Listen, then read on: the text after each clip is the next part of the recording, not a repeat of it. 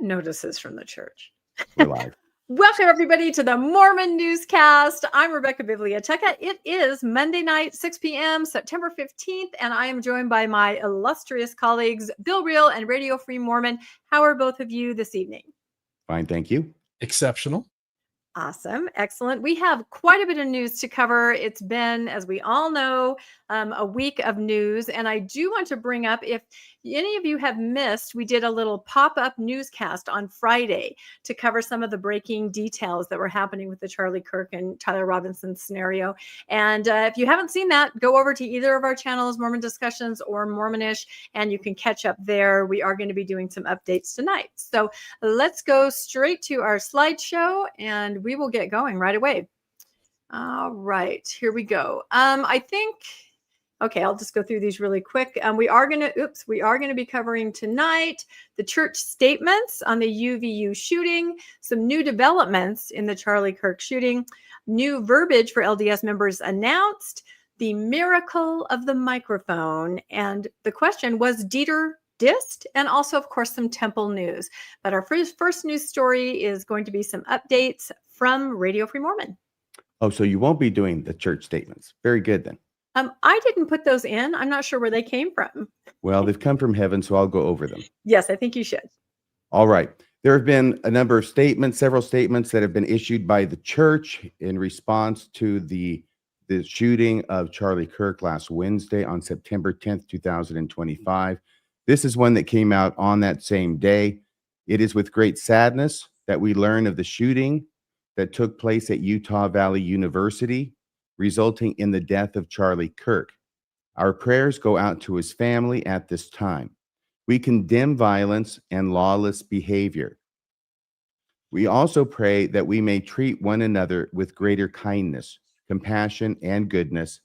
For members of the church, we reaffirm the Savior's teaching and admonition is to love our neighbor. How did that work with Laban? I don't know. It just, when they're using this general language that they're condemning so much, they should be careful when they say we condemn violence and lawless behavior. Okay. Because I think the top leaders of the church were engaged in some lawless behavior with the SEC not so long ago. And we should point out that this statement came out before they had apprehended the suspect. Right. Because that was on the 12th, on Friday, correct? This was just a general statement before they knew that the call perhaps was coming from inside the house. Now, here is another statement. Actually, this is a different format of the same statement on the church newsroom. Then on September 12th, on Friday, a separate statement from the First Presidency condemning violence, calling for peace. Yeah, I think it's the same statement 3 times. All of us are adding things to the slideshow. Well, no, this one isn't. You see, this is a separate statement. They don't mention Charlie Kirk's name in this. A lot of the language is kind of template, but they've dropped Charlie Kirk. So this is what this one says on the 12th. The Church of Jesus Christ of Latter-day Saints condemns horrific acts of violence worldwide, including the recent assassination in Utah. We affirm our repeated calls to seek peace and unity despite our differences. Jesus Christ teaches us to love one another, that hate is wrong, and that human life is sacred. We urge all to reject violence and instead build understanding. Recognizing that we are all children of God, we must treat one another with more dignity, compassion, and respect. As we mourn with those who have experienced loss and care for those living in fear of conflict, we call upon people everywhere to build communities of greater kindness and love. So that's that statement. And then I think this is the most recent statement of all, and it's not very long, but it is from the LDS spokesperson, Doug Anderson, who says, I can confirm that Tyler Robinson, the alleged assassin, I can confirm that Robinson became a member of the church at a young age, but refer any further inquiry about his church activity to him or his family. Leaders of Latter-day Saint congregations in the St. George, Utah area referred questions about Mr. Robinson to church spokesmen. Of course, that's the They say, what is it? The path of the Lord is one eternal round. Well, so is the referral, right? You go talk to these people, they tell you to go talk to the first people. The Church of Jesus Christ of Latter-day Saints condemns horrific acts of violence worldwide, including the recent assassination in Utah, church leaders said in a statement on Friday. So what do you think of this, Rebecca? Obviously, if he says, I can confirm that Tyler Robinson became a member of the church at a young age, we would expect that he was baptized when he was 8. And if he can tell he was baptized when he was 8, I expect he can tell a lot more. I would think so. I just think their word choice is interesting because to everyone else in the world, he became a member of our church at a young age. Kind of sounds like some kid just got baptized and then went his merry way. It doesn't tell you that the family probably was active. Probably he was baptized when he was 8. But you're right. My first thought was, well, then you could tell us if you got the priesthood. You could tell us if he went on a mission. And you definitely can tell us if he's still on the rolls of the church. So I thought the statement was vague, yet there also is the element of protecting privacy. I do understand that too. I think that when you say it this way, you're sort of trying to dismiss that he was a member. Like this, he joined, as you guys pointed out, he joined at a young age. He joined a long, long time ago. Who knows? I just want to remind everybody, it's the Church of Jesus Christ of Latter-day Saints that commands us to be baptized at the age of 8. It's born in the covenant members of record. When a family has children, there is a lot of pressure to have your 8-year-old baptized. I will also just note, some 8-year-olds still believe in some other things too that they'll grow out of, and it's a strange thing that they want to play it off at least a little bit, like, hey, it was when he was 8. Who knows? Mm-hmm. Okay, very good. So this next slide, the man suspected of killing Charlie Kirk became a member of the Church of Jesus Christ of Latter-day Saints at a young age. So quoting from the spokesperson there, according to a spokesman for the church, it is unclear if the suspect, Tyler Robinson, has been an active member of the church in recent years. And he says also, I can confirm, that's the second part of the statement we just read. I can confirm that Robinson became a member of the church at a young age, but refer any further inquiry about his church activity to him or his family. I'm hearing here and there that the family may have been basically inactive for around 8 years. Are you hearing anything like that, Rebecca? Yeah, I've been trying to collect statements to determine if they were LDS and if they were active. And a lot of statements came from talking to the neighbors. And the neighbors all said, I knew them from church. I knew them from church and school. They attended the Church of Jesus Christ with us. I knew them from church. And then suddenly, it was yesterday or the day before, one of the same neighbors that had been quoted, just saying, I knew them from church, the neighbor clarified, but they have not gone for 8 years. So that was kind of interesting to me. I also thought it was interesting that of all these, news outlets that were talking to neighbors, and all the neighbors were mentioning the church and the connection to the family, the Deseret News did talk to neighbors, but none of the neighbors they not talked to mentioned a connection with the church. So I kind of determined that, yes, the family had been active, but about 8 years ago. And that kind of tracks with what we talked about on our pop-up newscast on Friday. We had found that Light the World filter 7 years ago. So that kind of makes sense. That's like the last time and we'd seen some pictures of them at scouting and Pinewood Derbies around that time frame.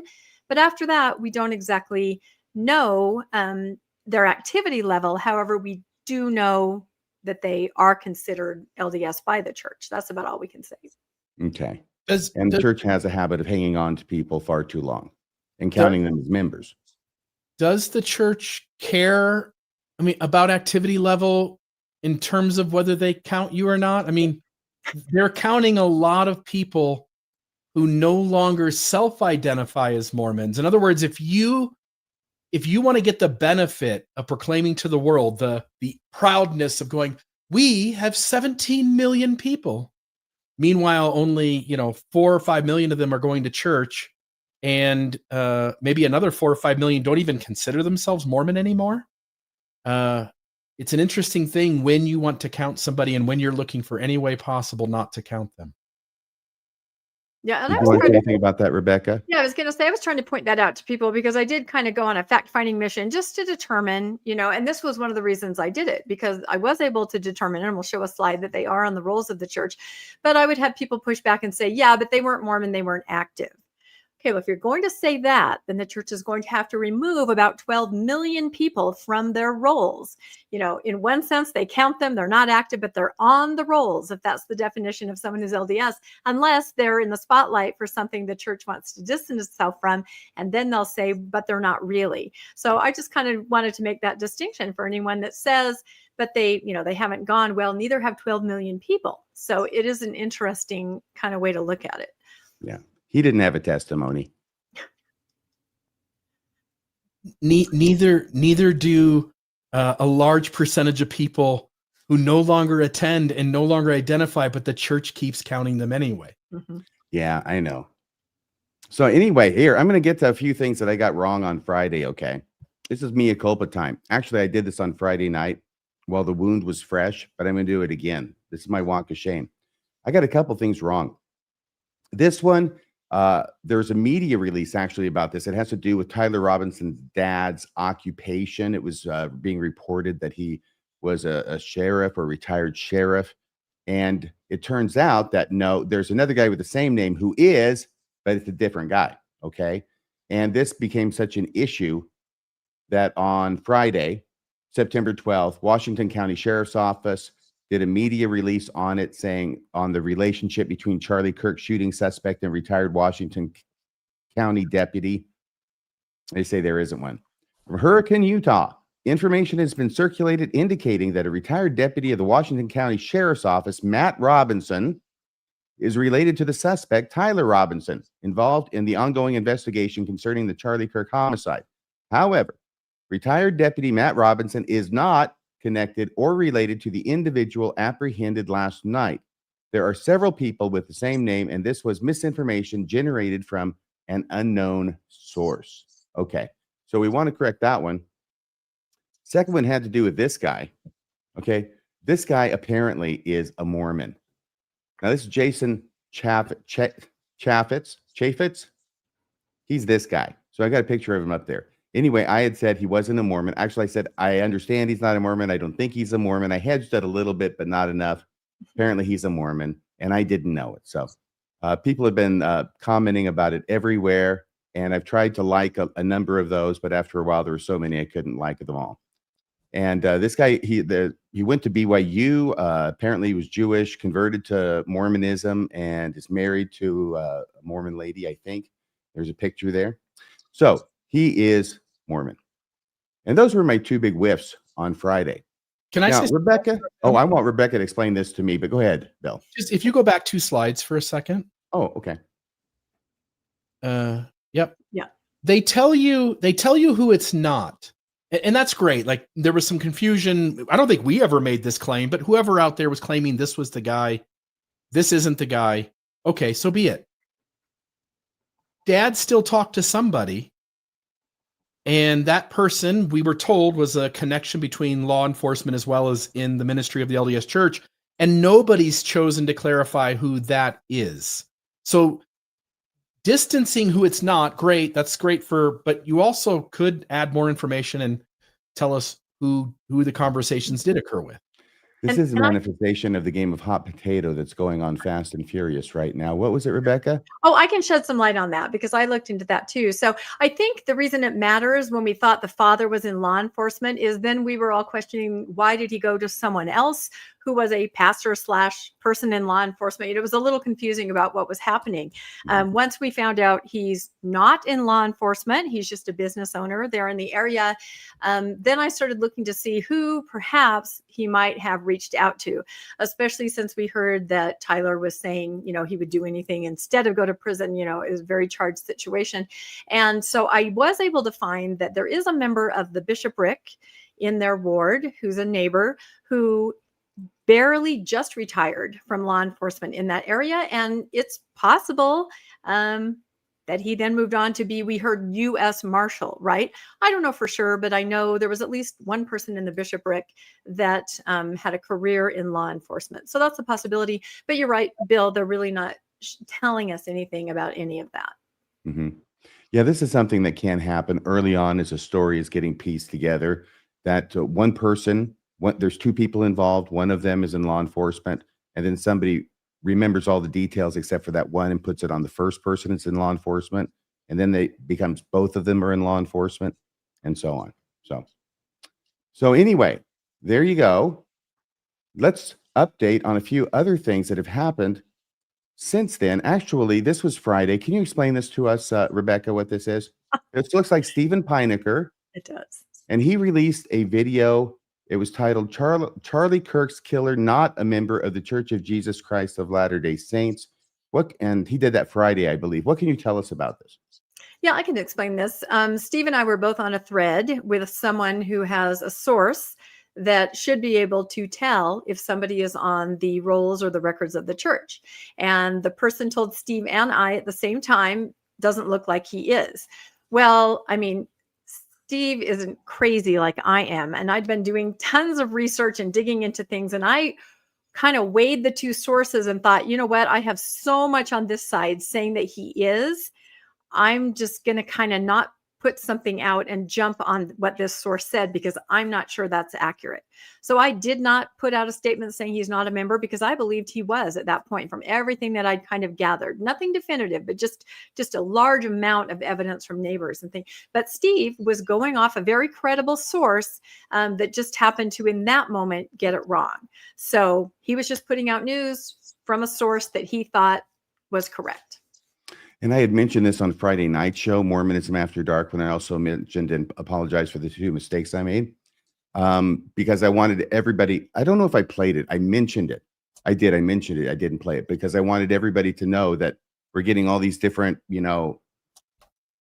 ideas or facts or views from different areas. And it doesn't all make sense. And certainly not yet. It has to sort of settle before we have a better idea and a clearer idea of what's going on. And I would say that if his family's been inactive for any period of time, or if he has individually, I'm sure the argument will rage. I think it's a pointless argument, but the argument will rage whether that qualifies as being a member, which will be argued by one side, or whether it doesn't qualify as being a member, which would be argued by the church. Okay, so let's see what is next. Yeah, Now, there are a number of slides. Go ahead, Rebecca. I was going to say, these are the slides when I said I did research, collecting information before I knew definitively, are the neighbors saying they go to church with the family? And so every time I saw it mentioned, I would just kind of gather it. So I didn't go crazy thinking, I know I saw that somewhere. So this is the body of evidence that made me say, you know what, I'm not going to put something out saying he's not, because I believe he is. So yeah, these are just various statements from various articles talking to neighbors and explaining how they know the family through the church. Thank you. And Rebecca, what was going on over there at Mormonish when you were announcing these ideas or these apparent facts or testimonies from people that he is a member of the church? Were people taking it well? Well, it's been really interesting. I have a Facebook page, Mormonish podcast, and I post all these things that I talk about on the newscast. And yeah, it was definitely a back and forth. I have several pretty regular, faithful people that frequent that site, and they like to set us all straight on things. And so there was a lot of argument, kind of back and forth, as to exactly what you just said, RFM. What is a member, right? Mm-hmm. And with one person, I really, he was only in the church until he was 15. He was not raised in the church. And I argued back, yes, you are. Those are your formative years. So it's just kind of a back and forth, really pointless. I mean, honestly, we can't speak to what he was thinking or what the family was thinking. But in my mind, and this is why I was on a mission to get a definitive answer that he was on the rolls. If you are on the rolls of the church, you are a member. I'm on the rolls of the church, as far as I know. And I am a member. I am counted at conference when they stand up and say 17 million. So if you're going to argue that because I haven't gone for several years, I'm not a member, then all the 12 million people that are in my situation should also not be counted. So we can also be really clear, if he was off the rolls, if he had asked to have his name removed or he was excommunicated, the church would have, in this sort of situation, would have notified the public, yes, he joined when he was young, but he had his name removed several years ago. I think we can all we can say conclusively that he's on the rolls of the church, regardless of whether he's currently a believer or not. Right. And let me just go ahead and say this. It's pretty obvious, but I'll say it anyway, which is if this kid is a Mormon, it is not one iota of evidence against the Mormon church as being true in some way. I mean, obviously it doesn't. because there are bad eggs in every group. There are bad eggs in every religion, every political persuasion, across the board, every city, every town. You're going to have bad eggs. It says nothing about the group from which that bad egg is a part of, just because something like this happens. So anyway, Right. I And wanted to make that clear. I kept saying to the people that I was having little dialogue back and forth with, why is it so important that he's not a member? Why is it so important to you and so emotionally charged that we're trying to say he is? You need to think about what that means and why you're so concerned. Good point. A lot of times it comes from a fragile testimony. So I don't think we've had this up for an hour and it hasn't been read, has it? Well, I USA think we Reporter. should read it. Yeah. Did you read it? No, I said I think we should read through these because these are the things that the neighbors say. Now, there is only one neighbor that said, haven't seen them at church for 8 years. As you'll see here, all the other neighbors say, I see him at church. So USA Reporter talks to neighbors outside the Robinson home, which is in what one neighbor describes as a Latter-day Saint community. Neighbors say they never suspected anything unusual. They've described the family as friendly and active in the church and school events. And they even get the active part right, as far as a colloquialism for Mormonism and going to church regularly. I was a custodian. This is another quote. I was a custodian for 18 years at the elementary school. I saw them growing up. That would be the boys, I guess. I knew them from school and the Church of Jesus Christ of Latter-day Saints, Schwierman said. He was a very quiet, very well-raised young man. This is the neighbor that later goes on to say they actually haven't been there for 8 years. So, by the way, this is sourced from ABC4. The one before this, USA Today, USA. right? Yeah. Okay. Now, this one is from Reuters. A neighbor, Stephen Green, said he knew the family from attending the same Mormon church down the street. Great family, good kids, he said, though he added he did not know Tyler Robinson well. This is from U.S. News. The accused killer went to our church when he was younger. Neighbor Kristen Schwierman, probably the wife, who knew Tyler and his parents, Matt and Amber, told the Post. Okay. So when I say probably the wife, I think, was it this fellow who was Schwierman? Or was it the one before that? No, it was that woman. Yeah. She's quoted most often and she's done some video interviews talking about the family. I'm sorry. I had imagined a woman. I had imagined a man here. Maybe it's because it's the MANN at the end. Yeah, I don't think I actually have any pictures of that neighbor. So it's just the same guy or the same lady. Yeah. Okay. Thank you. Now, can I dissect this for a second? The accused killer went to our church when he was younger. Neighbor Kristen Schwierman, who knew Tyler and his parents, Matt and Amber. Matt and Amber are the names of the parents, told the Post. Wow. Yeah, that's a bit of a complicated sentence. She said she was stunned by the news of his arrest, describing the Robinsons as a very tight-knit family. Like the Robinsons, Schwierman is a member of the Church of Jesus Christ of Latter-day Saints. She said they belong to the same congregation, though she said the family hadn't been active in the church in at least 8 years. That's where it's from. In at least 8 years. You know something? Okay, I just want to make a passing observation that it's an interesting thing that apparently the family lives in the same place they lived for 8 years when they used to go to church, and they stopped going to church, and people have so much contact with them after they stopped going to church for 8 years that the place they uniformly say they know them from is from church. Just an observation. Here's something. This is kind of small. Let me see if I can put us down there. Tyler Robinson, the 22-year-old accused of killing conservative activist Charlie Kirk, grew up in a quiet, close-knit community in Washington, Utah, where most neighbors attended the same neighborhood church and know each other by their first name. This from the Los Angeles Times. Like most of the people in the community, Robinson, his parents, and 2 brothers attended the Church of Jesus Christ of Latter-day Saints church less than a mile away. Schwierman said, yes, she does show up in different places. Tyler Robinson's father, Matt, came to realize his son was the focus of a desperate manhunt as images of him in a long-sleeved T-shirt and jeans began flashing across television and computer screens nationwide. The family called their church bishop. Okay. The church bishop. This is what was called by the church earlier, or at least by Governor Cox, a family friend. They're not, a bishop could be both, but it was pretty obvious he was downplaying the Mormon connection. The family called their church bishop, also a neighbor, when Robinson threatened to take his own life, according to a law enforcement source who was not authorized to discuss the investigation. Thank you, Bill. Now, it does appear that Tyler Robinson's name is on church records for the Washington, Utah Riverside Stake. You provided this, Rebecca. Can you tell us about this?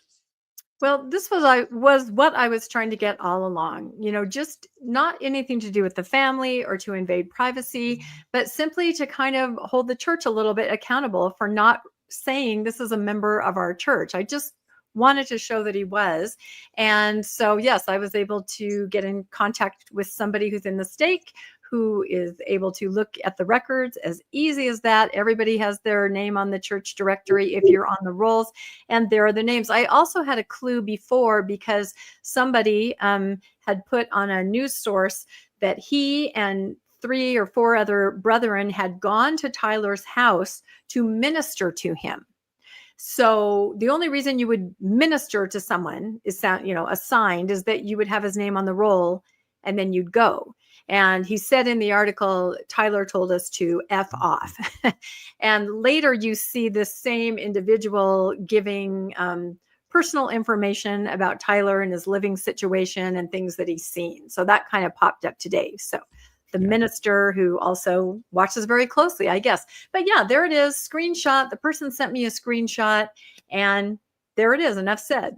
And I'm guessing you redacted out the names of the 2 brothers. Of the younger brothers. Yeah. And that's exactly right. And Robinson's there. And I will say it's interesting because I did do a short about this because I said, you know what, I'm just putting this out there for everybody. Here it is. They are in the rolls. And I had such a mixed response. I had some people that said, thank you, because I have so many family members saying, he's not LDS and don't say that. And, the person said, well, now I can just show them this and say, make of it what you will. Here it is. Another person, of course, said, shame on you. Right. So I don't know. To me, it's information. It's a fact. I'm going to put it out there and let whatever happens happen. Okay, thank you for that. And thanks for all that research that you've done. Here's another article. The suspect was a member of the Mormon Church at a young age. So, by the way, regardless of what I consider a pointless and even harmful argument about whether this kid was a Mormon, the bottom line is that's what he's going down as in the press. Yeah. Teen describes past encounters with suspect. Oh, is this the guy? This is the minister. Yeah. The minister, this little, punky looking kid, he's a minister. He's probably an elder as well. It's a crazy church, really. But what it says is Josh Kemp, 18, hard to see, lives in and that's my fault, by the way, I put this slide together, lives in a townhome in a building diagonally across from the home that authorities have been searching all day. He said he had once said hello in passing. Yeah, this is a typical Mormon home teacher, minister. Once he said hello in passing to the suspect, Tyler Robinson. And once the suspect, Tyler Robinson, almost clipped him with his car when this kid Kemp was on a e-bike. He said the suspect did not say anything that time. Okay. And so then excuse me. There we go. Kemp said he and 4 other members of his ward of his church, which is Mormon, tried to minister to him, that's Tyler Robinson, at the apartment, but Tyler Robinson told them to F off. I'll bet he didn't say F. Pretty sure not. Well, think about it. If 5 people showed up at your doorstep, it's a little intimidating. That's a big group, probably maybe the bishopric, or I'm not sure. That is kind of a lot of people. But, he could be inactive by that point, probably is. I've certainly said F off to my, home teachers enough when I was active. Wow. Bill, yes? sorry, this is a perfect moment to recognize the tangent, but to recognize the value, because Rebecca's got a story later on about the changing vocabulary. This is a great moment to see why changing the vocabulary is important to Mormonism. If this kid had gone, I went over to home teach him, people would be like, what the hell are we talking about here? By saying minister, everybody's like, oh, like that guy must be clergy somehow, and he's ministering to him. Okay, well, it makes a little more sense, even though it doesn't quite still fit what Mormonism is utilizing it for. Yeah, run, Nikki, run. So here, now these are pictures that you have provided, and this finally is really an exclusive on these pictures, Rebecca. Oh my goodness, you will never let that die. On our pop-up podcast, I did have pictures no one else had shown because they didn't recognize what they indicated, but it was too hard for us to redact them. And those were pictures of the family. She's got all of these great pictures that she got and nobody else has. And then they ended up apparently getting all taken out by the editors. Yeah. And so we're on the show. Yeah, that guy right up there, that editor. That's what I'm talking about. And so we get on the show and we start pulling up the pictures, and I say, and this is an exclusive photo, isn't it, Rebecca? And she goes, no, I think this is available elsewhere on the internet. And I'm going, oh, okay. No, so we get to the next picture. Show, now, this is an exclusive one, isn't it? No, I think this is found somewhere else. No, and that happened 3 times in a row. And finally I'm going, Rebecca, I thought you had some exclusive pictures. I did. At 8 a.m. I did. Had we done the show in the morning, no one else had gotten those. And then the media was taken down. But the pictures I had, no one else would have recognized as anything important. Pictures in a cultural hall, a Pinewood Derby, pictures in front of a steakhouse, leaving on a scout trip. Too hard to redact all the youth, but it showed the presence, the Mormon connection. Of the Mormon connection. That's exactly right. So okay, very good. And that's it. I deleted about 8 photos, I think. So there were 8 exclusive images that Rebecca had that hit the cutting room floor. Okay, then I'm sorry for falsely accusing you, Rebecca, me all for the entire about weekend. This. and let me ask one question before I get to this picture. People in the chat and many people want to know, did he serve an LDS mission? Do you want me to go through that little timeline that both you and I kind of came up with? Or do you? Yeah, I came up with it. You interrupted me, and then you took the idea and made a TikTok out of it. No, that's not true. So why don't you take it? I did not watch Mormonism After Dark. I did not hear you say that, and I woke up in the morning with my own idea to make a timeline of could he have served an LDS mission. So in 2020, he starts his senior year. He graduates in 2021. That's when he's reading that letter that you've all seen that kind of looks like a mission call where he gets a scholarship. He starts at USU the fall of 2021, and then he only goes 1 semester. And that puts me, I think, up to 2022. The next time we hear of him, it is in 2025, and he is a 3rd-year student at another school at Dixie. So I kind of said, there would be time, I guess. And if you came home early, he could have been a 3rd-year student because he had concurrent enrollment in high school. So you can amass enough credits, but I think it's highly unlikely. And although I have had some people say, oh yeah, my cousin's friend's brother was his mission companion, I haven't seen anything, and I've been looking to say that he did serve an LDS mission. I think he was long inactive before then. I think probably as a middle teenager, the family stepped away. Is it okay if I just make clear here that by talking about the Mormon connection, we're talking about the focus of the show, right? Because it's the Mormon newscast, and we're not in any way trying to say that by murdering somebody that he was following the tenets of Mormonism. No. We're not trying to say he was a good Mormon, where he was an active Mormon. All right. So what was it about these? This is a in the photograph, Rebecca. Mm-hmm. What is it? Yeah, this is, let me say one more thing. My co-host Landon made an observation. He goes, all this proves, all of this media, that the campaign to be called the Church of Jesus Christ of Latter-day Saints has completely failed. Everywhere they're mentioned Mormons. I thought that was kind of an interesting observation. So yes, this was taken yesterday evening. You know, in their style guide on the website, they're going to have to add an extra part to how do you refer to a murderer who's a member of the Church of Jesus Christ of Latter-day Saints. Wow. We are going to talk about the style guide later tonight. Isn't that interesting? So we'll see. These pictures were taken last night at UVU. This is the, kind of wooded area there. Huge memorial. This picture doesn't even do it justice. People pulling up, I think the next slide, in their cars. Looks like they're coming by after church. Just to is this in the same area? Yeah. if you look at the next slide, you can see the other angle kind of from behind where people are. Yeah, there you go. Yep. Just pulling up, leaving memorials, and just, paying tribute there on campus. So, like I said, I do have quite a number of connections to campus. I was made aware that the faculty have gone back today, and they'll be there today and tomorrow, just kind of strategizing on how to support the students. Because, one thing, I didn't think of this right away because I thought, oh, it's one bullet. This is what happened. The students didn't know that. They thought it was a mass shooting. They were running, they were hiding, they were barricading. They're all extremely traumatized. So the faculty and staff and administration, they're trying to, they're bringing in consultants. They're trying to figure out how to support the students. On Wednesday, the students will be returning. Now, I did hear that working with consultants, there is a possibility that they will completely change the look of that area where the incident happened, meaning, just maybe like tear it up, change it so it's not a visual traumatic reminder. Right now, as we speak right now, they are like removing pavers and dirt. So they're doing a little bit of work there, but I kind of got word that possibly eventually the whole area will be changed to be something else. Okay. Thank you for that. So here is, I think this is one of the last things we have is updates.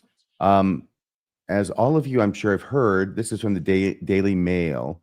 Exclusive: Tyler Robinson's roommate who tipped off FBI is identified as family refused to deny transgender motive for Charlie Kirk assassination. Well, that is a typical Daily Mail news kind of headline. But the main part here is this connection that police have identified, and it has been confirmed by the governor. But there's this other side to it, right? And I'm going to repeat it again here, because what applies to Mormons applies to everybody, okay? And I don't care if you're transgender or if you have, in a relationship with someone who's transgender, okay? Talk about guilt by association. Let's let this investigation play out and see what happens, okay? But what's interesting to me about it is that the roommate is being credited with, first off, being fully cooperative with the police. And I'm sure that includes giving up these texts and these messages. But incriminating text from roommate leads to arrest of Charlie Kirk's alleged shooter. So there's two different lines of stories, and both of them can be true, that the father turned him in down in St. George. But still, even I think this would have been still in St. George, wouldn't it? I expect the roommate. That's where he was, right? Yeah, he's at Dixie. So yeah, it's all done in that area. Yeah, he had a long drive to and from. But anyway, what I'm saying is that this could have been happening simultaneously, that the roommate is also tipping the police off when the roommate found out what was going on. And that was certainly a smart move on the part of the roommate, because otherwise that roommate would look really, really culpable about right now. But from what I've heard, there's not any suspicion that is attached to the roommate, at least as of yet. And the suspect, of course, Tyler Robinson, is not cooperating in the Charlie Kirk assassination investigation. And I've heard that a number of times, and it's almost like people are scandalized that he wouldn't be cooperating. But I mean, if he was my client, he wouldn't be talking to the police. That's what they mean by cooperating, right? So that does not surprise me that he's not talking. But from everything I'm hearing, from DNA to basically confessions in the form of notes that he left, both physical notes, and I think I already mentioned DNA and etc. I think they have an assured conviction here.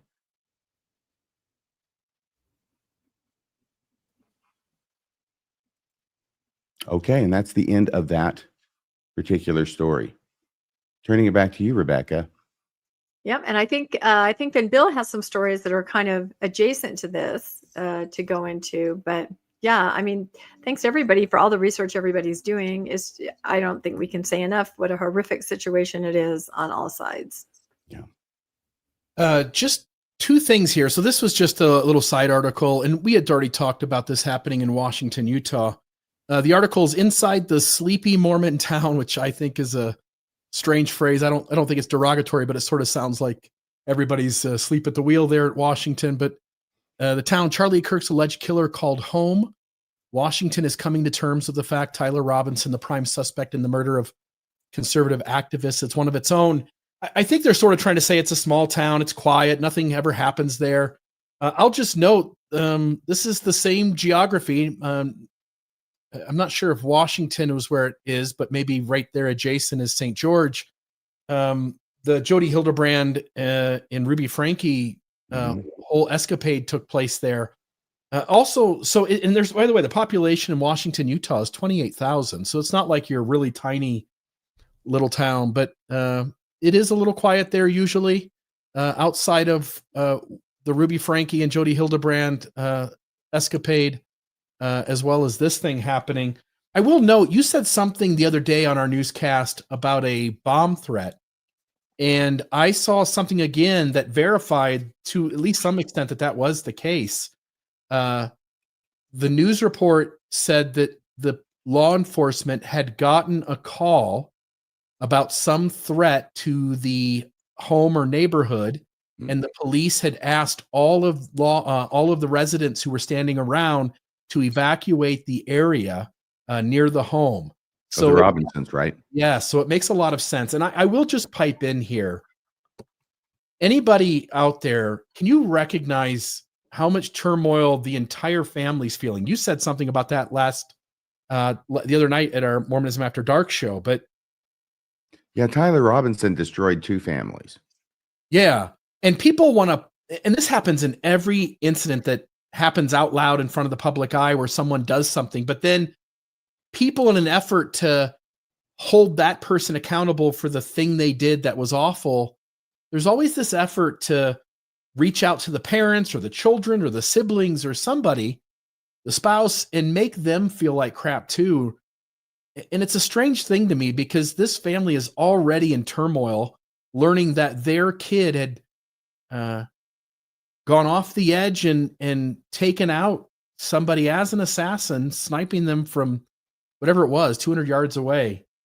This family's already dealing with enough. And to have extra things added on to punish them for having the kid in the first, that's just ridiculous. And I would just urge anybody that's watching this, that any frustration, anger, all of those feelings that are normal to feel shouldn't be pointed at anybody other than this kid who committed this act. Yeah, and I will say that gosh, am I having some feedback here? I've gotten some information from people that say they are friends with the mom, and that the entire family was completely blindsided, like any of us would be. I mean, I have the same family makeup. I have 3 sons, right? And some of those pictures just broke my heart. I mean, of the mom, you know what I mean? You have your kids, they go out in the world, and I can completely see a family being completely blindsided and having no idea, even being able to imagine something like this. And I thought of the 2 younger brothers too. You know, what can they go to school? Probably not. I mean, like you said, Bill, destroyed as a family. Yeah. And then I've got one other story that's got some violence to it. I thought I would attach it to this just so we could get all this stuff out of the way and not have to bring something back in that's sort of along these lines. But this happened, by the way, Salt Lake City. This happened on Friday. And at least one of the articles I read about this, they were noting that it was happening in the chaos of the Charlie Kirk stuff going on. So 2 men, Adib Nasir, 58, and Adil Justice Ahmed Nasir, 31, were arrested in Salt Lake City after an incendiary device was found under a news media vehicle. And the impression I got was that the news media vehicle was covering the Charlie Kirk stuff, and that these guys saw this, again, allegedly, as an opportunity to take advantage of a moment in time where there was chaos in order to commit a terrorist act of one sort or another. It wasn't Salt Lake City, though. Yeah, so I don't know if they were covering the Charlie Kirk thing necessarily. There was something in the article about that, but the vehicle belonging to Fox 13 KSTU was parked adjacent to an occupied building when the device, which had been lit but failed to function as designed, was discovered. Federal, state, and local authorities responded. The FBI assumed primary jurisdiction following the initial investigation. During a search of their residence in Magna, police seized 2 hoax weapons of mass destruction, which the suspects claimed were real: explosives, firearms, illegal narcotics, and electronic devices. Neighbors were evacuated for safety while authorities disposed of the devices. Both men faced serious charges, including possession or manufacture of weapons of mass destruction, threat of terrorism, attempted aggravated arson, and related offenses. They are being held without bail pending further legal proceedings. So there's another incident of something crazy happening here in Utah. And now that that's out of the way, I think we can move on to some greener pastures. Yeah, believe it or not, there is other Mormon news. And so, yeah, we wanted to do all this at the top. And now we're going to move into just some other stories. Some are from last week that we weren't able to cover. Some are from this week. So this has been really interesting to kind of go through and see people's reactions to this. I'm calling it, Are Mormons Learning a Whole New Way of Speaking? And I was contacted by somebody who had been in their ward a few weeks ago, and they had been shown a slideshow that was trying to teach people how to use different words. You alluded to this earlier, Bill, different words that are more mainstream Christian. We talk about this a lot. And we're going to go over one of the slides, which was a chart, sort of, don't use this, but use this, But the thing I found interesting that this person said is that after they went through the slide presentation that came from the church, there was a statement that said, this is approved by the First Presidency. And after they read through all the new words they were supposed to use, they actually had the youth and adults role play and see if they could learn to incorporate some of these words into natural daily speech, which I can't imagine how you could. So, and you'll see what I mean when we go through these, but I thought we'd just kind of take a turn reading. Let's see, I'll pull this up here. Okay, it's really small, so hopefully you also have it on your phones. I do, but the whole slideshow is just about how to present ourselves, kind of a unified way that as a member of the Church of Jesus Christ of Latter-day Saints, we want to present ourselves. And this section is called Our Voice. So it's going to talk about the words that you say when you're talking to others. And the little description says considerations and alternatives for church-specific words. So they're recognizing that some of those words, beehive, Miamate, they've already done away with those long ago, but some of those words mean nothing to somebody outside of the church or may mean something completely different. And I think we saw that with minister, youth pastor, it's very interesting. So it says we sometimes use words or jargon that may convey meaning within the church culture that can be misunderstood by others. Use words that are simple, clear, and doctrinally correct. Not sure exactly what that means. This list clarifies some commonly used terms. You can find additional terms and alternatives at the guide of churchofjesuschrist.org. So there's, I think, even more. But these were the ones that they went over in this role-playing exercise in this ward. And I'm guessing it's not just this ward. I'm assuming probably we'll hear from others that they have also, experienced this in their ward. So I don't know. Let's just go through it. Let's go. Bill, take one. RFM, take one. I'll take one. Let's just go down the list and talk about the changes that they'd like the members to make and how they speak. The first one is brethren.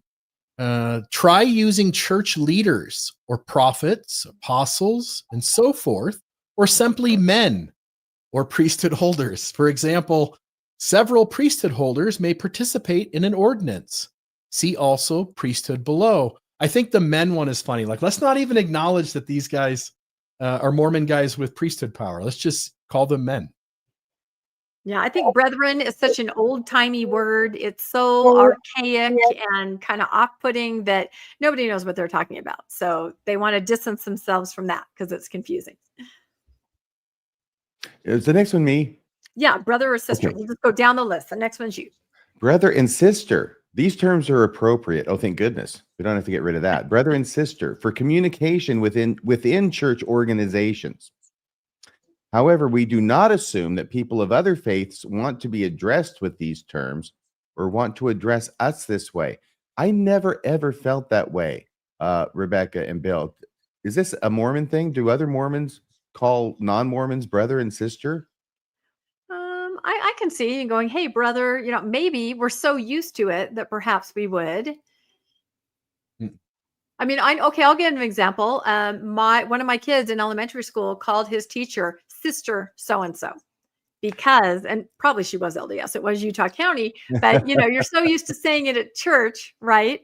That Right. in class he says sister But so-and-so. that's a little kid, right? It is a little kid. Yeah. No, he was 19. No, no, that's it. So yeah, I mean, they're recognizing that some of these words, they just don't play in the bigger, wider world. So convert, there's one. Okay. Are you a convert? Or do you know a convert? Right. No, instead we're supposed to say, consider using new member of the church. Okay. What I That did doesn't notice work, is though. that That doesn't I, work. That covers part of it, but yeah, I'm a convert and I'm not a new member of the church. right. And an So 8-year-old what is word a do they new have for member of me? the church. Yeah, exactly. So, but what I do notice is that the phrases that they used to use are short, and what they want them to use now get longer and longer as you try to explain. So, anyway, converts. Yeah, I don't agree with that either because 8-year-olds are also new members of the church. Okay, go ahead, Bill. All right, fellowship. As a noun, consider using friendship. As a verb, consider get to know, become friends with, or associate with. Yeah, they don't like. We're trying to wash the Mormonism off, aren't we? Yeah, We Yeah. really are, and I can just see people in these Mormons in these meetings where they're role playing and I trying to know. learn the new lingo. And I think it's the new lingo that they're talking about as being doctrinally correct. This is the new doctrinally correct way to speak. Yeah, I think it's awkward. I would like to see an example of this role playing because most of these things don't kind of roll off the tongue. They're kind of said in a very subjunctive way. It's not natural to say, but they're trying to do it. All right. Inactive, RFM.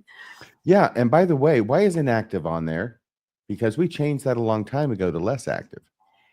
We changed it, but most people didn't get that message, right? Just like they still use non-member and Well, inactive. I hope they understand that that's a prediction of how well this exercise is going to go. But they have inactive on there, and it says, be cautious about categorizing people. If necessary, consider using less engaged church members. That's what I picture with the role They're less playing. engaged. Oh my gosh. They're not even less active. They're less engaged church members. People who don't currently participate in church activities or former Mormons who don't give a shit. By the way, about 80% of the active part of the word is less engaged. Just FYI. Oh my gosh. I used to teach gospel doctrine class. Tell me about it. I mean, but how do you use this? Yeah, my dad is a person who doesn't currently participate in church activities. I mean, how are you even supposed to use that in conversation? They're just, Why isn't your dad supervising girls camp? yeah. And that's because he's a less engaged church member who doesn't currently participate in church activities. That's why. We need flashcards. I'm not kidding. Imagine trying to use like several of these in the same paragraph. It would become a complete mess. It would start Yeah, to read like the Book of Mormon.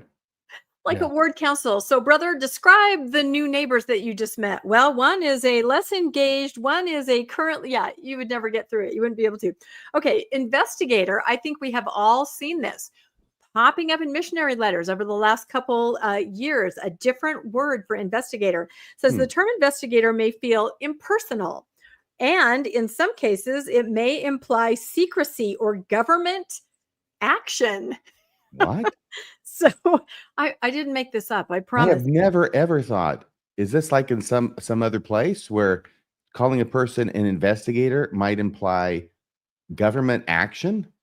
Well, no, I have seen on Faithful Social Media, someone will say, hi, everybody, I'm an investigator of the LDS Church. And, everyone, of course, there knows what they're talking about. Oh, But what if the you said that the somewhere Federal else? Bureau of Yeah, Investigators. like a badge, right? Flash your Okay. badge.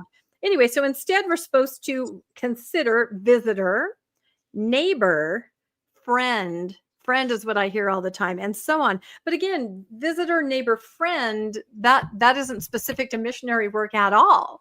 No, not at all. But it does give a nod to the fact that Mormons do consider all non-Mormons to be investigators Eventually, yes. or investigators in waiting. Don't investigators do investigations? I think the last thing Mormonism wants is anybody investigating. Maybe that's why they need to get rid of the word. That's right. It gave them too much of a clue. You better start investigating. Oh, no, just be a friend. Just be a neighbor. That's all. Okay, now we're getting into the longer explanations. Bill, go ahead. All right, members. Avoid using member in a way that implies superiority or exclusive belonging. All people are children of heavenly parents, and Jesus Christ Church and gospel are for everyone. As appropriate in your context, consider words like congregation, baptized individuals, neighbors, people of our faith, and so on. Okay, neighbors is dumb because it doesn't mean people who are Mormons, okay? Baptized individuals is, well, it's correct if you're considering it in a Mormon context, but really, baptized individuals, who came up with that one? And who thought it was good enough to include? Are you a baptized individual of the church? I am too. People of our faith. Yeah, I get that one. Congregation, that makes sense, right? Yeah. Except for when you're talking about members who are not in your congregation. Again, it's just all smoke and mirrors. Okay, you have the next one, RFM. A non-member. This term can sound negative and exclusive. Yeah, we don't want to sound negative or exclusive, even though we are super exclusive and often negative in the Mormon Church. This term can sound negative and exclusive. Consider instead using all people. This is for non-member, by the way. All people, God's children, people of other faiths, friends, friends, and so on. Wow. Yeah, I've seen God's children in some newsroom releases and things like that. I've seen all of God's children, things like that, because I think they're figuring out to call the majority of the world, basically all the world, a non-member is just nonsensical. There are some non-members who are not people of other faiths. Yeah. But maybe what they're trying to do is give ideas for when it is applicable. That could like be when you're talking about people who are not members of the church, but then you wouldn't call them in anyway. Not a fan so far. Yeah, it's very What's the next one? problematic. The name of church organizations. Okay, and this is where it's very Mormon specific, right? I think nobody knew what we were talking about, especially all the acronyms, right? You could have a whole sentence in Mormondom just listing out the acronyms and nobody would know what you're talking about. It says when addressing people who are not familiar with church organizations, include simple explanations. And we have seen this on all kinds of signage and invitations for people to come worship, right? For example, Relief Society is the church's organization for women, right? We've seen that.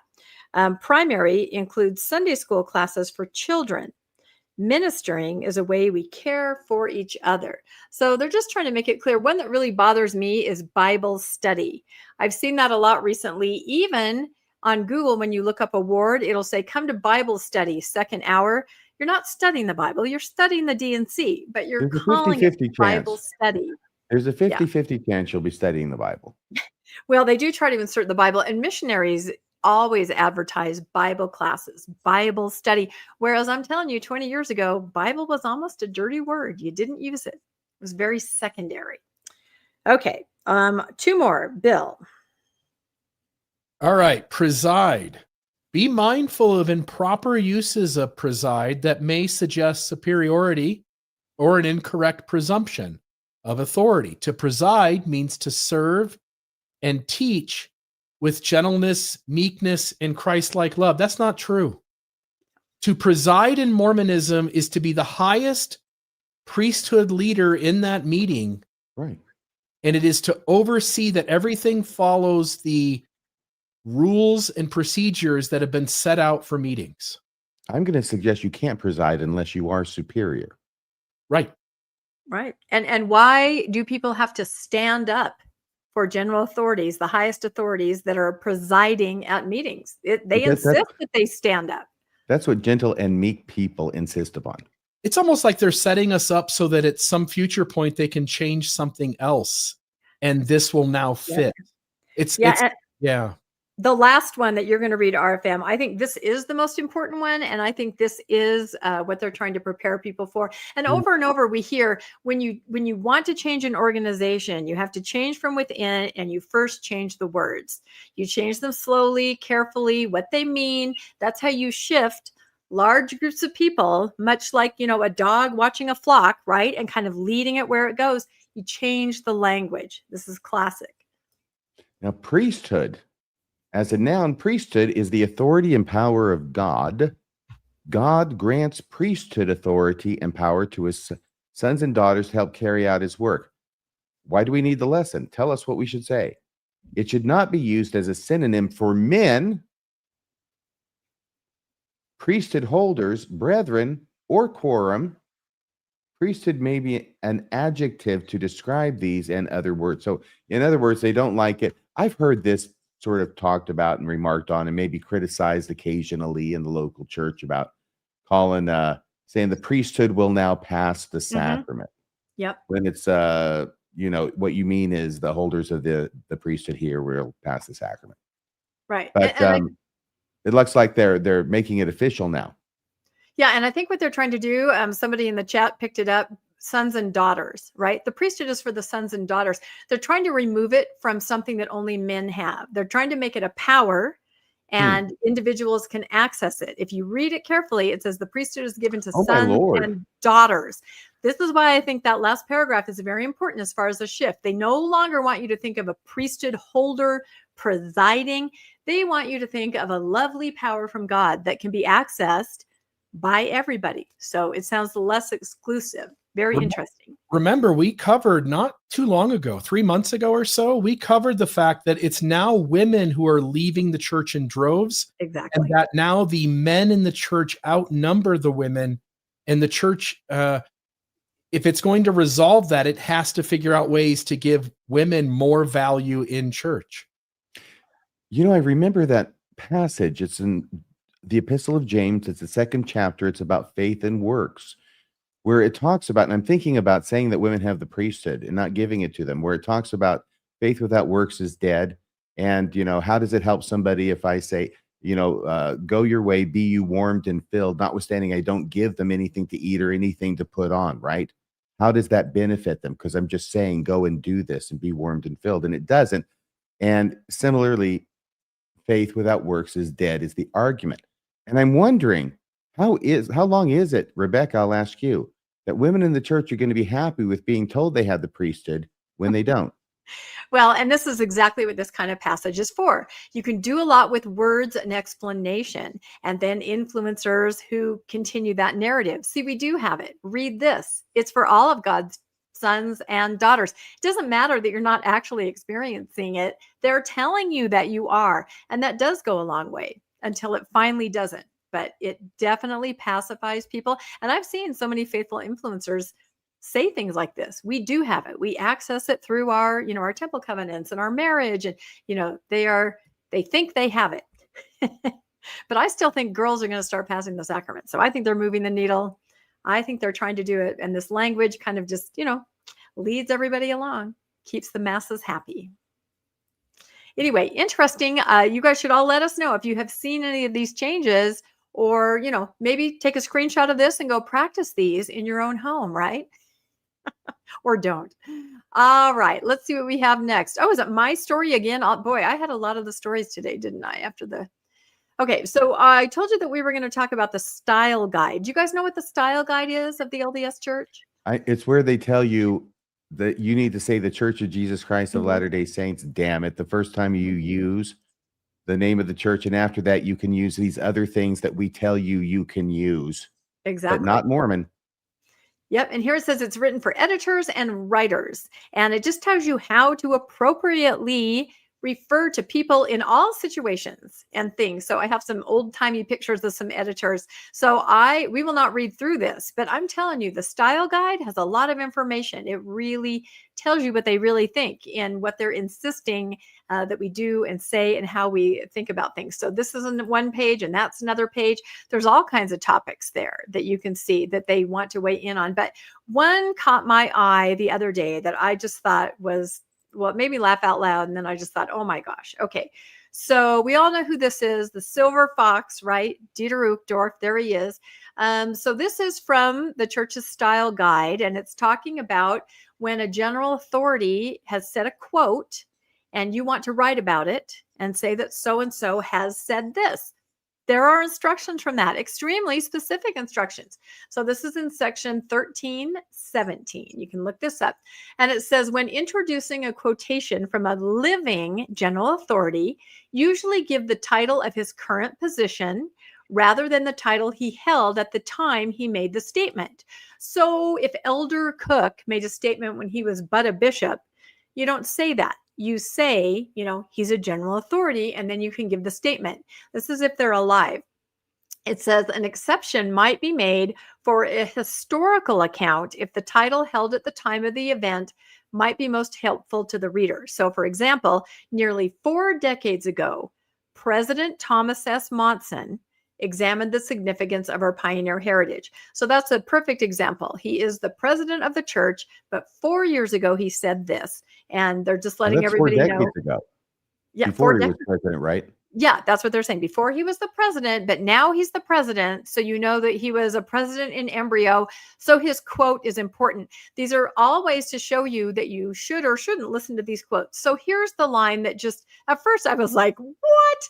It says, however, let's raise our finger. When introducing a quotation from Elder Dieter F. Uchtdorf, like he is named right there, give the title he held at the time he made the statement. Now, can you guys guess why that is? On the surface, you're like, why are you singling out Dieter? What did he ever do? You don't call him president if you're quoting something that he said last General Conference. Exactly. He is different from everybody else except for Hugh B. Brown. There have only been 2 people in the history of the church who were in the first presidency and therefore had the title president and then were demoted, sent down to the minor leagues. That was Hugh B. Brown, and he's passed away, of course, and it's Dieter Uchtdorf. So lest he make a statement and we accidentally say president so people think he still has some kind of authority like that, he doesn't. He is simply Elder Uchtdorf. But I just thought that was so funny to see one person and to have it be him called out. The rest of the statement says, when introducing a quotation from a deceased general authority, usually give the title of the highest position he held while serving as a general authority. So once they're dead, they can have all of the import that you want to give them, which I thought was very interesting. Does that mean when Elder Uchtdorf passes away, we can call him president again? Yeah, we will. We will hearken back to those days when he was a president because it gives the quote more weight. And it just made me think your favorite RFM of Elder Haney, right? Who said, unlike vintage comic books and classic cars, prophetic teachings do not become more valuable with age. That is why we should not seek to use the words of past prophets to dismiss the teachings of living prophets.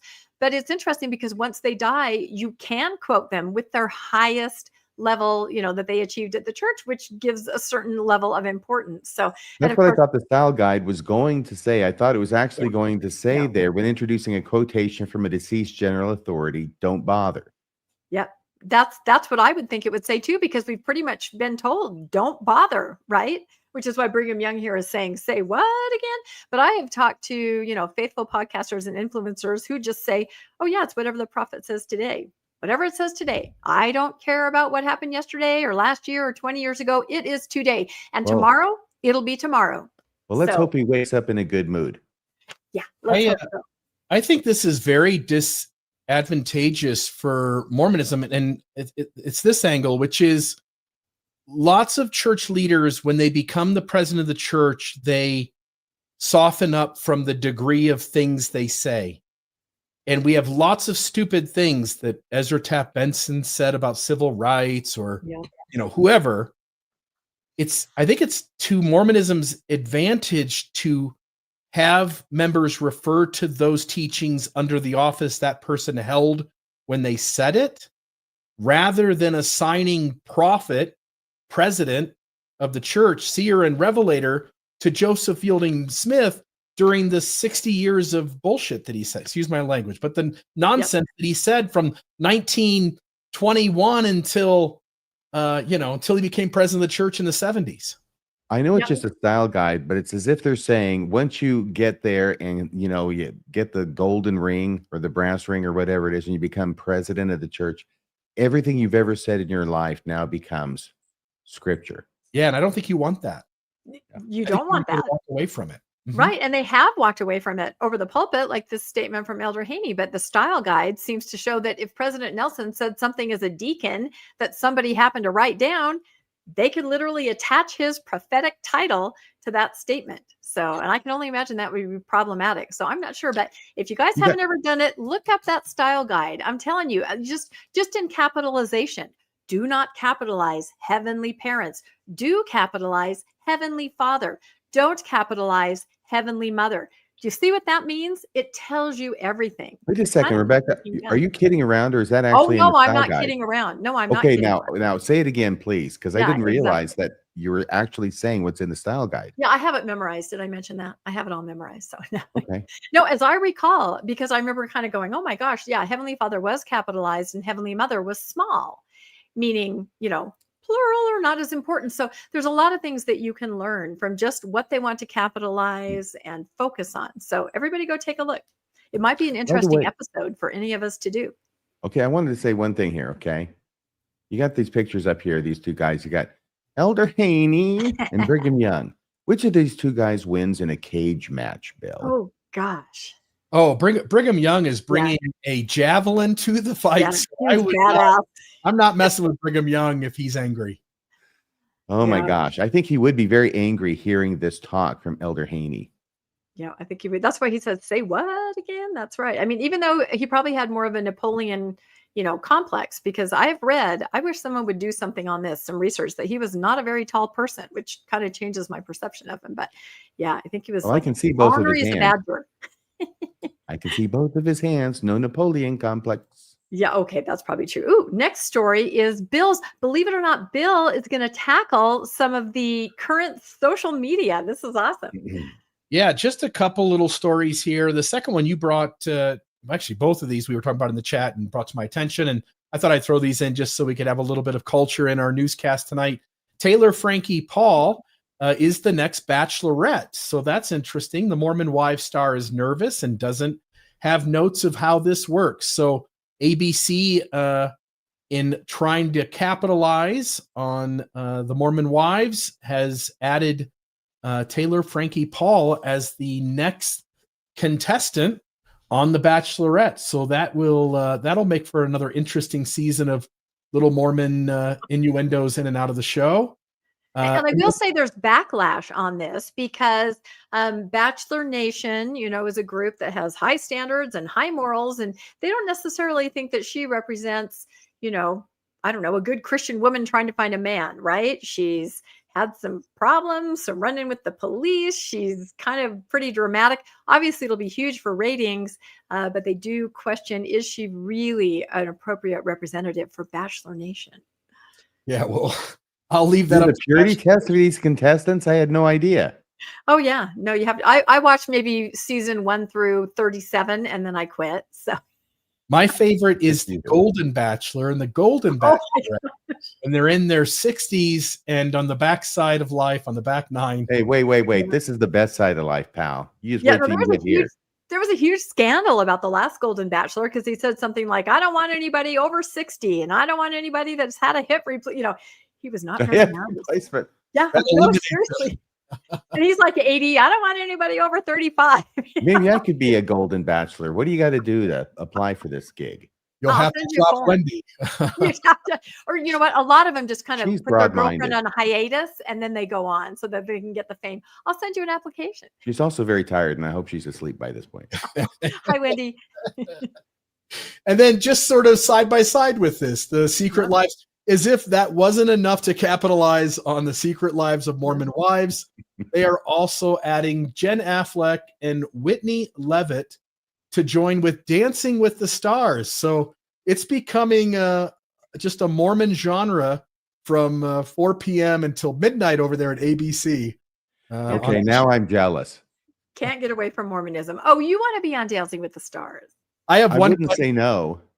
The Golden Dancing with the Stars. I would watch that. No, not Golden. Thank you so much. I can hold my own with these twerps. Hey, I'm golden too. We're all not Bill, but you and I are. I've got one question for the two of you. The couple on the right, who's got better hair? Yeah, it's a question. I have no idea. I don't know who's who in this. Okay, well, the two women are the most, I would say, the most faithful out of the Secret Lives of Mormon Wives. Like, you've seen their families having family prayer, and they kind of skew. It's sinners and saints. Some of the girls are kind of on the fence. Other girls are pretty, straight-laced, quote, LDS. So these Rebecca, two are the the most two straight. women on the left here in the There's- poses. No, those are not. Are they two are they the two women on the right? No, Pass. there Okay, are well that's two what that's where I'm separate confused. secret lives women are on the show. One is Jen Affleck, who mistakenly thought she was related to Ben Affleck. That's kind of funny. I And think we've all because thought that at some point. her husband told her that they were, and then I looked it up right away. I went on Family Search. The second I know, boy, I need to get a life. But yeah, I quickly determined they were not related. However, she is now doing a Dunkin' Donuts commercial where she kind of makes fun of that. And I think Ben Affleck is in it. The other one is Whitney Levitt, and they're going to be dancing. So everybody tune in. So there's that. There's that. It's kind of fantastic. All right, let's see what we have next. I'm glad our second hour is a lot lighter than our first hour, right? Yeah. It's a much good better. I balance. like it. Okay, so I'm calling this Move Over Car Keys. There is another miracle in town. I don't know if you guys have heard about this, but this story is getting a lot of traction on the church news, and it's very exciting. Oh, yes. So Elder Stevenson? I can't even read it. Anderson. Sorry, Anderson. They all end in un. Elder Anderson gave a devotional at the MTC a couple days Brother ago. Joseph a break.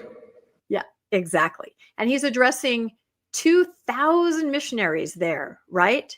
When all of a sudden, the microphone went out. And it went out just as he said something about your faith will be tested, right? Can you imagine how dramatic that is? That they hear these words from an apostle, and then suddenly the sound goes out, right? So the sound system is down. What are they going to do? They have to hear the word of God. So he has them all sing a hymn as he kind of gathers himself, and then he starts speaking to the group. And unbelievably, he can be heard. He can be heard in the auditorium as he's speaking, even though there is no sound system. Some of the people there said after we sang in the choir, it became clear to me why it happened. In my opinion, it was because God needed us to listen, right? And it says, despite 2,000 missionaries filling the gym, every single missionary was focused on Elder Anderson's words as the apostle continued without the help of technology. If you can believe that. It says, after the microphone went out during the devotional, many missionaries said they received a special witness from the Holy Ghost and a strengthening of their testimony. What do you guys think? Amazing what can happen when the microphone conks out. Yeah. What do you think, Bill? In this church, anything can be turned into a miracle. It can be seagulls eating crickets.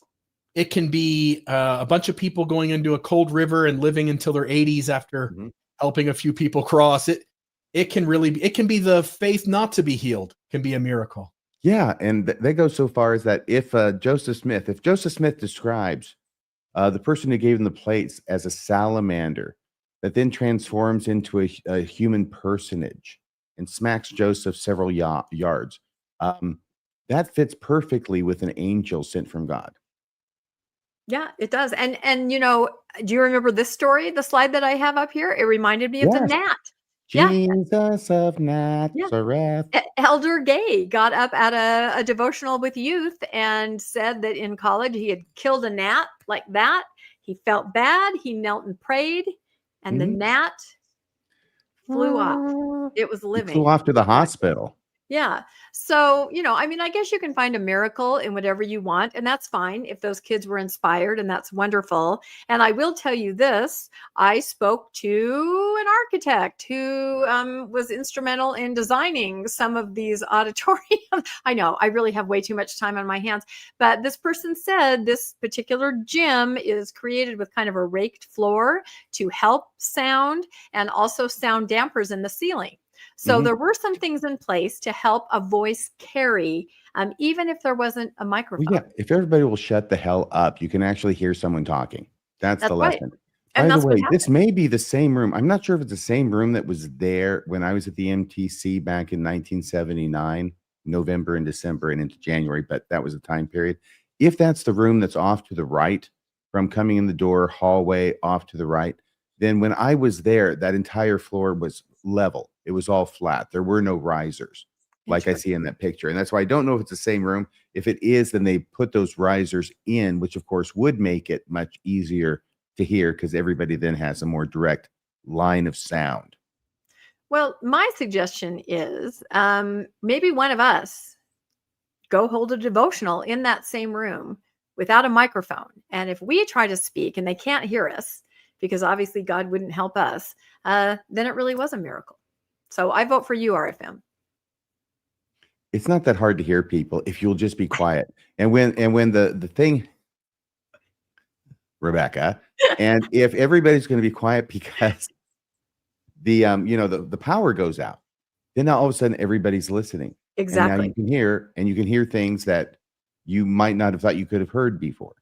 Right. In fact, the one comment from the one elder said we were all suddenly laser focused on Mhm. Elder Anderson. Of course you were, because you were trying to hear. So anyway, it was inspiring to everybody there. And I'm sure it was. I'm sure it was a moment, especially goosebumps. He had just said things may happen that test your faith, and then the technology, fails. But for the church newsroom to make an article out of that with a Mm, headline and for them yeah. to promote it, I think Mm. that's just a little bit of a step too far. It was We are probably just a looking for personal miracles. experience. We're Yeah. dumpster diving for miracles in the LDS Church. Oh my goodness.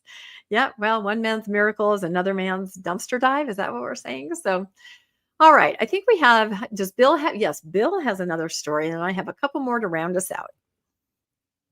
So this is just a little story as well, but it involved a Book of Mormon. So all across the country, universities are slashing religious studies programs, tossing them in the same pile as other so-called impractical majors like art and English and sociology.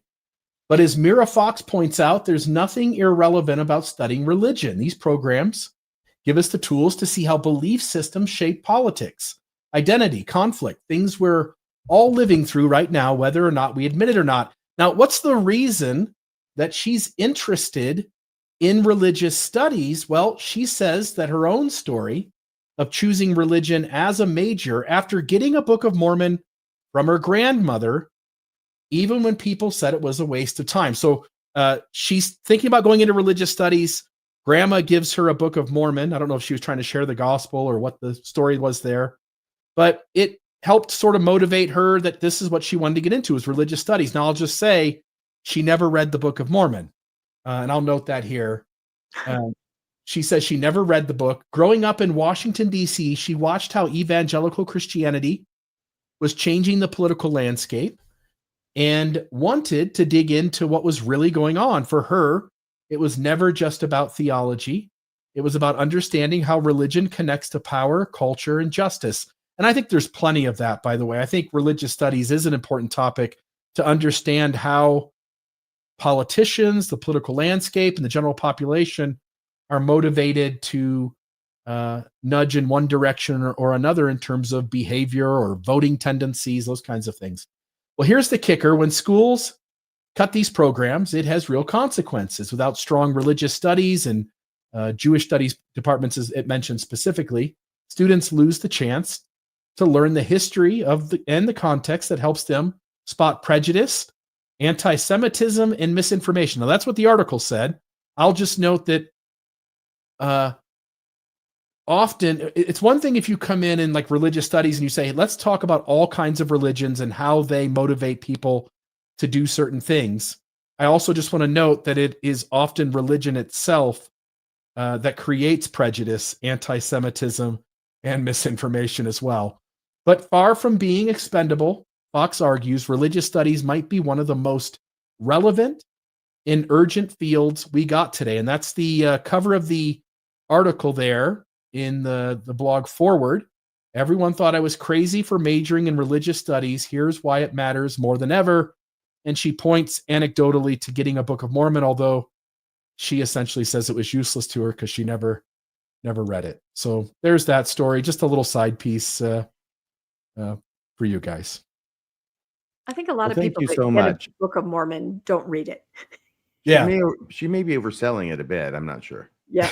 What do you think? What do you think of all the people who get a Book of Mormon? Do you think 98% of them never read it? Yeah. They're just trying to I be think nice. 98% of the Mormons don't read it. And nobody read it as much as Parley Pratt there in those first few weeks, right? He was incredible. He was a machine. He read that thing in like 24 hours straight. He couldn't eat. He couldn't sleep. He couldn't put that down. Oh, my goodness.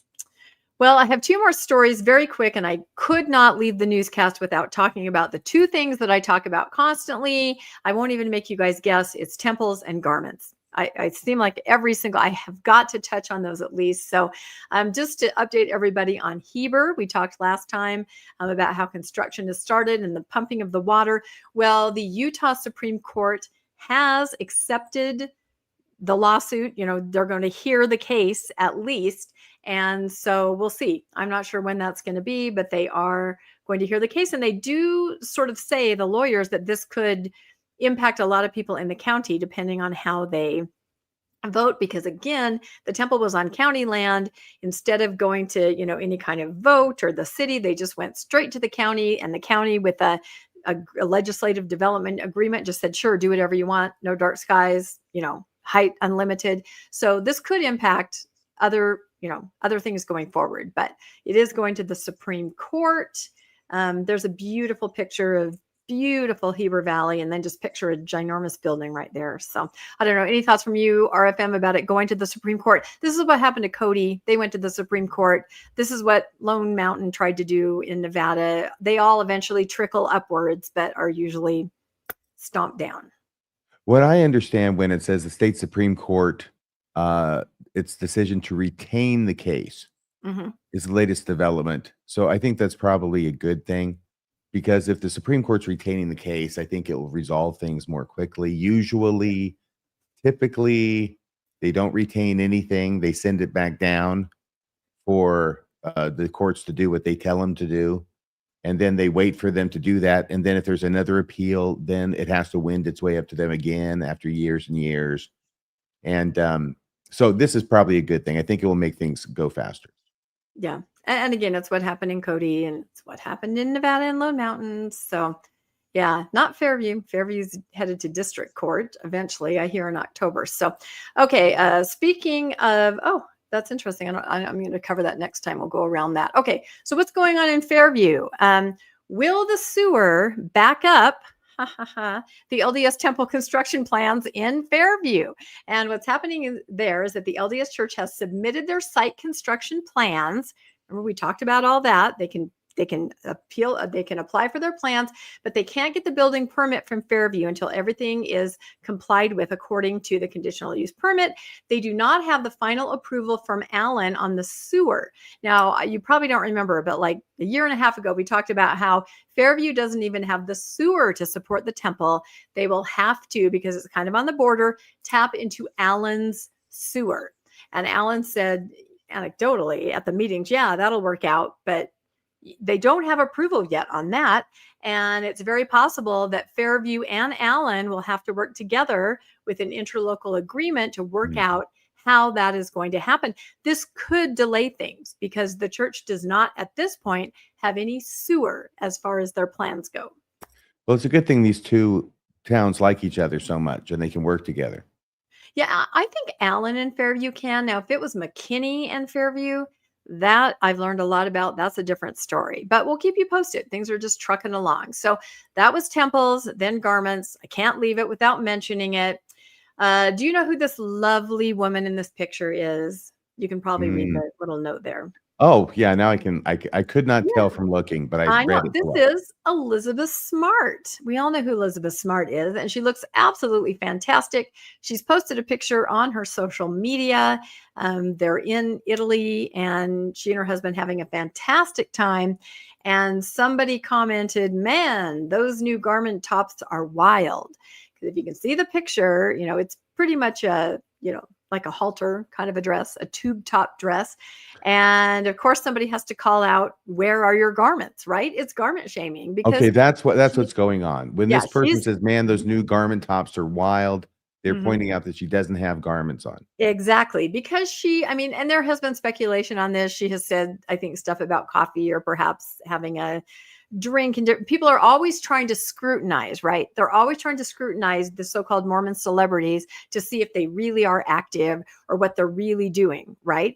And so That's what Mormonism is really all that's about. what Mormonism is about. And I'll bring up Mitt Romney in a minute because I should have thought to make a slide. But yeah, so this person says, you're not wearing your garments. And then everybody weighs in. How dare you? What gives you the right to police others? But it really is an outward symbol of your inner activity, right? And they're just kind of policing her.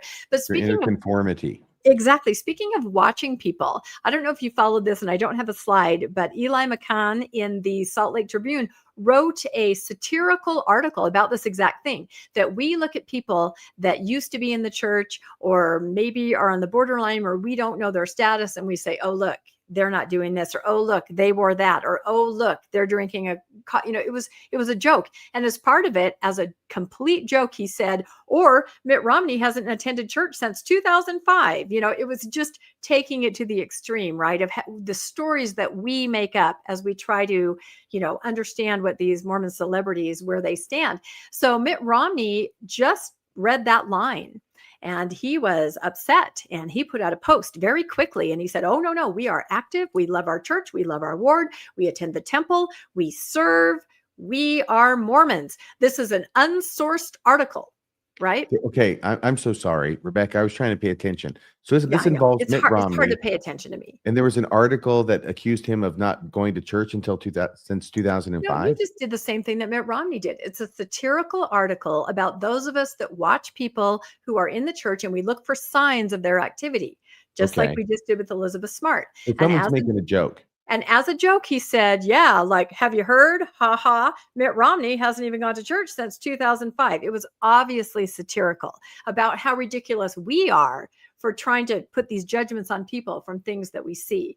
Mitt Romney misunderstood the satire, misunderstood the article, and quickly put out a statement reaffirming his faith, his activity, and his temple attendance. And he also said this is an unsourced article, right? Well, very quickly, everybody said, that was just satire. Because it was Have joke. a sense of humor, right? And he, to his credit, he put out a statement that said satire 1, Mitt Romney 0. So he recognized it. Yeah, I know. I thought it was good, but it kind of made me think of how quickly people get so incensed and defend, oh, no, not me. I am, you don't have to do that. Just be, if you're living your religion, just be, right? It's almost like a reverse. It's like a reverse Poe's law. Is that what it is? I don't even know what that is. Poe's law is when you are being so sincere and zealous that it looks like it's indistinguishable from satire. This is satire that Mitt Romney could not distinguish from actual reporting. Exactly. But they did do a follow-up article in the Tribune saying, satire gets the better of Mitt Romney. I mean, it was a thing. It was like in national newspapers, but I thought it was like a week ago. Yeah. Except for everything that happened in between. Yeah. I would have made a slide on that, but I'm glad I could bring it up. But yeah, I thought he was very gracious afterwards. He's like, he didn't read the article. He just saw the line, or more likely somebody probably clipped it out and said, look what they're saying about you. Right. That's probably what happens. So, and I call Jason Chaffetz not a Mormon.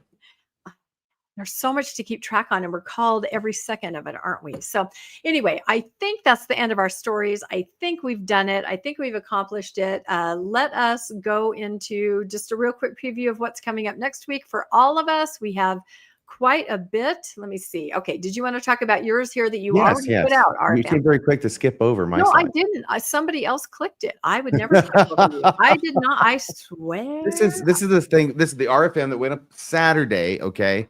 There's so much that's so very, very disturbing and down going on. This is just a welcome, really, for me to talk about textual criticism and the Book of Mormon, and talk about how it is that the Book of Mormon, interestingly, in one very specific regard, blows up Mormonism. So it's called How the Book of Mormon Destroys Mormonism.